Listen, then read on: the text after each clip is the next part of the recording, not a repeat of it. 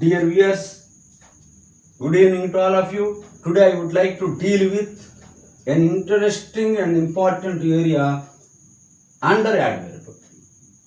That is simple adverb and adverb phrase.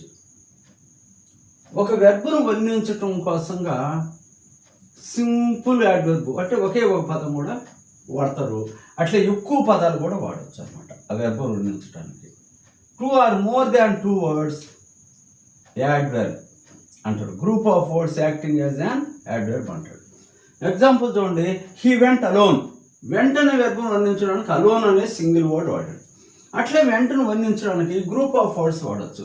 He went by himself అంటే by oneself అనమాట. అంటే ఈ సబ్జెక్ట్ని బట్టి ఇది మారిపోద్ది. షీ ఉందనుకోండి హర్ సెల్ఫ్ వస్తుంది. దే ఉంటే దెమ్ సెల్ఫ్స్ అట్లా. ఓకే, ఎక్కువ పదాలు ఉంటాయి. He left the house quietly single word ఉందన్నమాట లెఫ్ట్ని వర్ణించడానికి. He left the house without making a sound. చూసారు, ఇదంతా అండర్లైన్ చేసిందంతా కూడా group of words adverb phrase. I can walk very fast. Fast అనేది వాక్ను వర్ణిస్తుంది. I can walk at great speed. A group of words. Start your work now. Start your work at this very moment. At this very moment అనేది group of words working as an adverb అంటారు. They will finish the work soon. ఒకే పదం ఉంది, ఎక్కువ పదాలతో కూడా చెప్పచ్చు.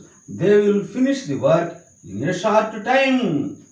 న్యాచురల్గా ఉండడానికి ఇటువంటి ఫ్రేజులు వాడుకుంటుంటారు. మామూలుగా ఈ సింగిల్ పదాలను కూడా ఎక్కువగా చూస్తుంటాం.